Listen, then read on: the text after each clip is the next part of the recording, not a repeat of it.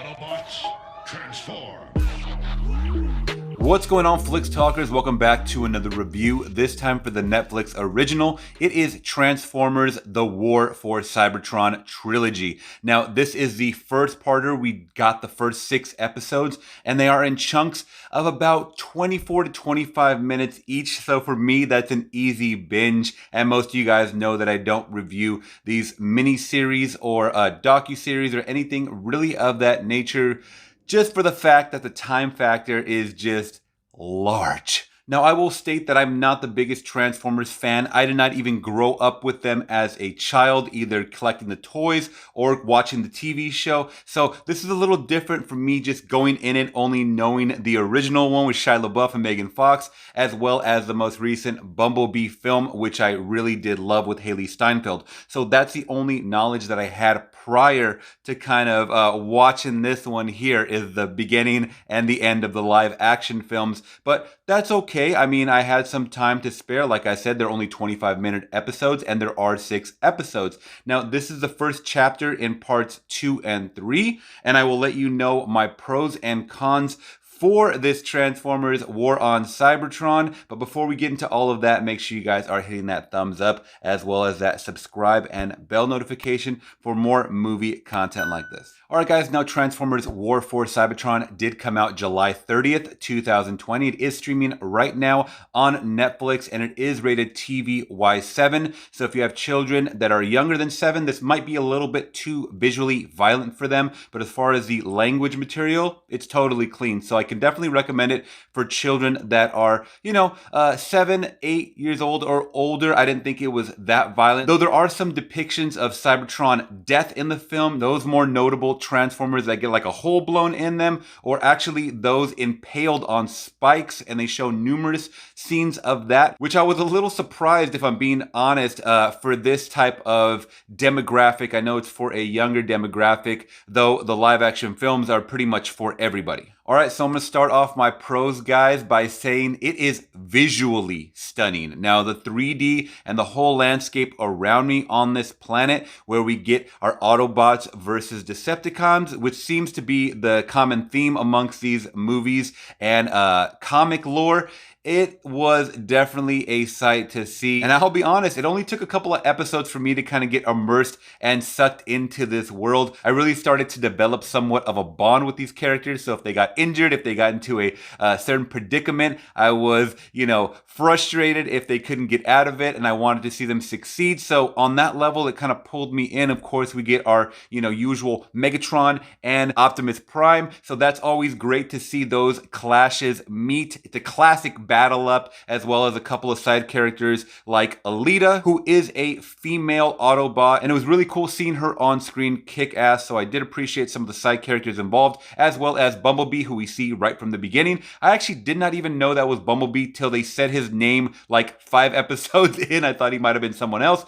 but then I was like, what other Transformer is purely yellow? So that's, that was kind of a klutz move on my part. But yeah, Bumblebee is in it, and he does kick ass. Now, another like of mine, guys, going into this, not knowing really much about the lore of Transformers, was the whole energon factor that everybody's after to pretty much power their vessels, power, I guess crippled Autobots as well. So this is pretty much, think of the vibranium factor in Wakanda. So this powers up a lot of their tech. So this is really cool, kind of learning about all of this. And once again, Decepticons and Autobots are after this because they need it. It's like their battery pack supply. Also, once again, something I said in the beginning of this review, guys, is they went a little bit darker, so it was a little more edgier, especially when it comes to the fight scenes. Like I said, there's a scene in there where you do see an Autobot wasteland of just Cybertrons impaled on sticks, and I kind of thought that was a little bit much because I know there's going to be a lot of young viewers watching this. So, I mean, the fact that there are Transformers and they're metal objects doesn't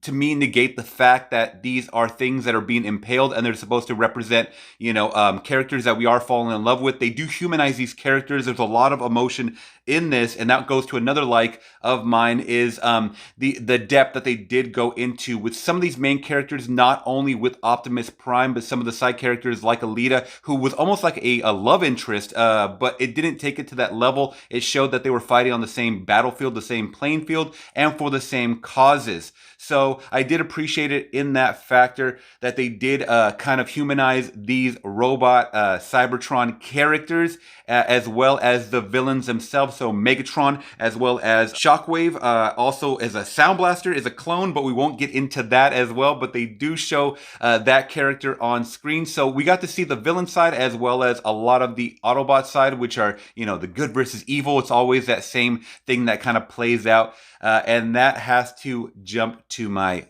dislikes, guys, was each episode was extremely repetitive. So it was like little mini movies of, was them trying to get this Energon, as well as like protect the Allspark, as well as retrieve some of their Autobot fellow men who got, kidnapped. So it was a continuous battle of this and just them trying to get Decepticons trying to get information from the Autobots. So, it was a movie stretched out to a certain extent, but like I said, the repetitiveness, and I can only imagine that the actual cartoon films and the lore of the comics are very, very similar. And like I said, I do not know anything about that comic book world. I do know at one time that they were involved with Marvel, so that's pretty interesting. And that does jump to one other dislike of mine was some of the side pieces, I guess. I wouldn't even really call them, I guess they were henchmen or hench animals of the Transformer world, and that does kind of jump into the live action films that no one really liked, the Dinobots or these Dino whatever they were called, like in The Last Night. I forget, I'm going off track when it comes to those movies because I never saw the live action movies, the later ones, but they do implement a bird that kind of flies on the Decepticon's arm at one point, and I was, what's the point of that, really? As well as a dog, which looked visibly cool, but why? Like, they're already like these like amazing fighting Transformers that can transform into another object, a flying object or a car. It seemed like there was no use for them just to add to more coolness of what I was seeing on screen. And I can't talk about that without talking about, and this may be a spoiler, so you might want to mute this audio for about 30 seconds. 3, 2, 1. There is some showing of zombie Decepticons. And I understand that that's part of the lore, once again, of the comics. But zombie Decepticons? Oh. Yeah, it just wasn't for me. It was a little cheesy, and cheesy jumps to another dislike of mine. Some of the writing was a bit lacking. You get some of that live action Michael Bay-ish writing where, instead of saying what the F, he says what the scrap. So they tie it into like scrapyard and metal, puns and whatnot. So that's just not for me. I understand. Maybe it connects with the kids. I don't know if they even get that or if it'll go over their head.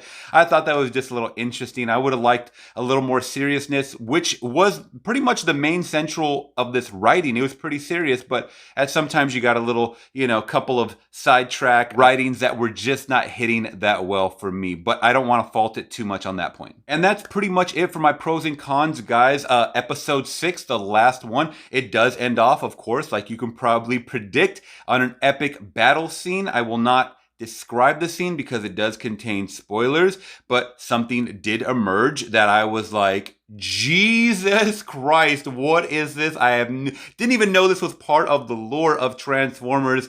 But hell yeah, give me more, give me more. So I'm glad we got to see that. And I thought it ended off on a cool cliffhanger note because like I said, we are going to get chapters 2 and 3. So I'm definitely looking forward to that whenever they create that. All right, guys. So that ends my Transformers, The War for Cybertron, Chapter 1. This is part of the trilogy on Netflix. Let me know if you're going to check it out this weekend or if you're going to check it out soon. And if you guys did appreciate this review, please hit that thumbs up as well as hitting that subscribe and bell notification for more movie content like this, as well as lives and watch-alongs. All right, guys, till next time, I'm gone.